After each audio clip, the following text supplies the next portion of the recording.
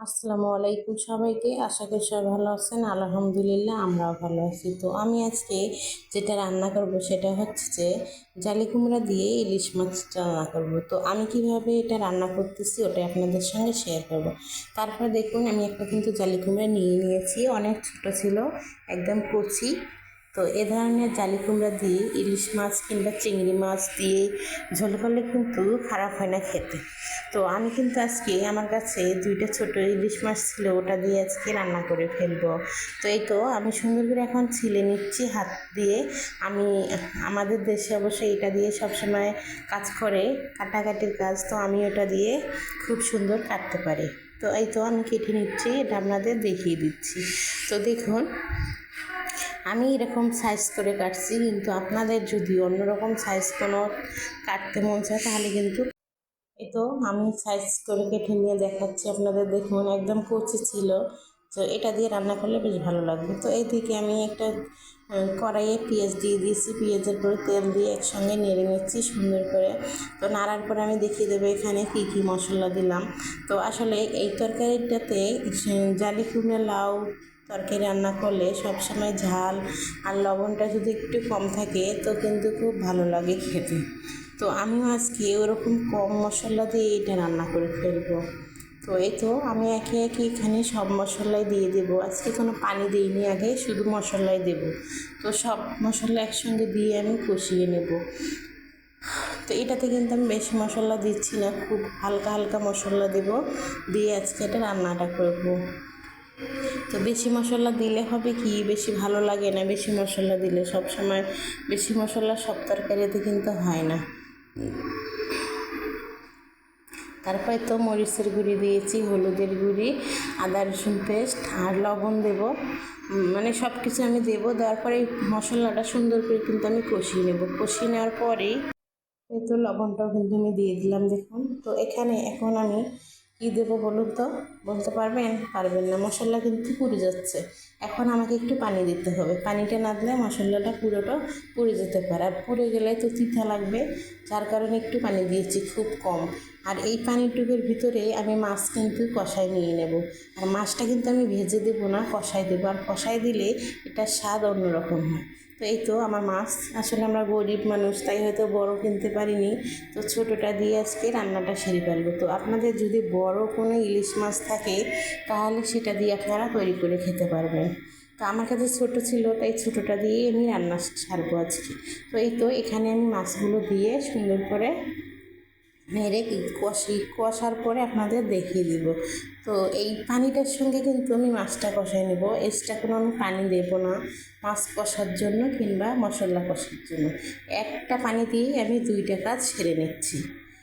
আর এই তো কাঁচাগুলো আমি দিয়ে দিচ্ছি। তো ইলিশ মাছের আগে শুনতাম কিছুই ফালায় না, তো আমি কাঁচাগুলো নিয়ে নিয়েছি। কেউ অবশ্যই কিছু বলবেন না যে এগুলা খাওয়া যায় না কিংবা এগুলো খেতে হয় না।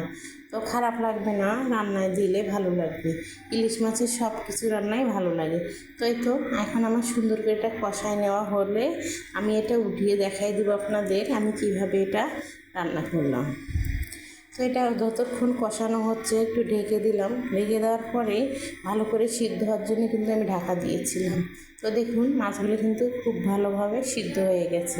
তো এখন আমি মাছগুলো একটা একটা করে মাছগুলো তুলে নেব। আর মশলাগুলো কিন্তু তুলবো না, মশলাগুলোতে আমি এই তরকারিটা কষায় নেব, যার জন্য মশলাগুলো উঠাচ্ছি না, শুধু মাছটা করে আমি কুসুনের মাথা দিয়ে উঠায় ফেলতেছি।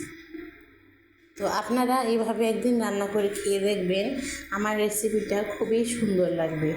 যারা আমাকে সবসময় ফলো করে তাদেরকে অনেক ধন্যবাদ।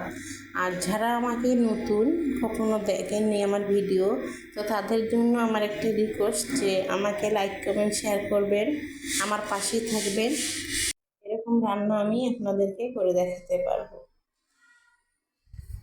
তো যদি কেউ ফলো না করেন ফলো করে রাখবেন। ফলো করলে অবশ্যই আমার ভিডিওগুলো আপনাদের মোবাইলে যাবে খুব তাড়াতাড়ি। তো এই তো আমি এখন ঢাকা দিয়ে রেখে দিলাম কিছুক্ষণের জন্য। তারপরে আমি দেখিয়ে দিচ্ছি দেখুন এই মশলাটার যে ঝোলটা ছিল ওর ভিতরেই কিন্তু আমি তরকারিটা সুন্দর করে কষাই নিচ্ছি। আস্তে জালটা দিয়ে একদম দমে যেভাবে রান্না করা যায় আর কি ওইভাবে রান্না করেছি। করে করে আমি পানিটা শুকায়ও যাবে, আবার এদিকে আমার তরকারিটা কষা হয়ে যাবে। তো তারপরে তো আমি সুন্দর করে আবারও ঢেকে দেবো। ঢেকে দেওয়ার পরে এটা রান্না করে ফেলবো।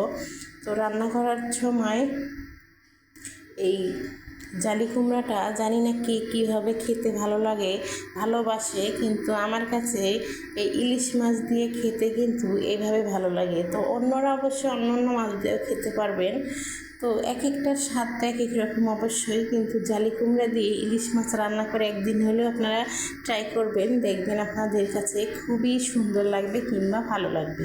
তারপরে তো এই তো আমি পানি দিয়ে দিয়েছি। আমার কিন্তু কষানো হয়ে গেছে তরকারিটা। এখন আমি পানি দিয়ে দিচ্ছি। পানি দিয়ে এখন আমি সুন্দর করে জাল করে নেব অনেকক্ষণ সময় নিয়ে। জাল করে এটাকে আমি ওই কষা মাছগুলো ওখানে ঢেলে দেবো। ঢেলে দেওয়ার পরে আপনাদের দেখিয়ে দেবো। তো এই তরকারিটা যখন আমার 9 বছর বয়স ছিল তখন আমি এক মামির হাতে খেয়েছিলাম। তো উনি খুব সুন্দর করে রান্না করেছিল, যা এখনও ওই স্বাদটা আমি ভুলতে পারিনি। তো তার জন্য আজকে আমি এই তরকারিটা রান্না করে খাবো আর আপনাদেরকে দেখাবো। তো জানি না কেমন লাগবে, তো তার মতো হবে কি হবে না আমি জানি না, কিন্তু আমি চেষ্টা করব যেন ওনার মতোই আমার কাছে আমার তরকারিটা ওরকম রান্না করতে পারি আমি। তো এই তো আমার তরকারিটা দেখুন এক সুন্দর করে বলক এসে গেছে।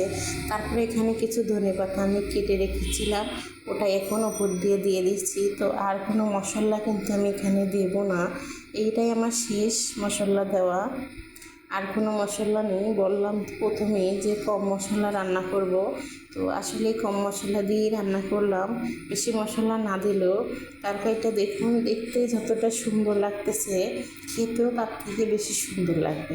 বিশেষ করে যদি একটু হালকা হালকা গরম ভাত দিয়ে খেতে পারেন তাহলে কিন্তু খারাপ লাগবে না তরকারিটা। তো আমার তো রেডি হয়ে গেল তরকারিটা। ভালো লাগলে অবশ্যই আমাকে সাপোর্ট করবেন, আমার পাশে থাকবেন এরকম প্রতিদিন। আল্লাহ হাফেজ।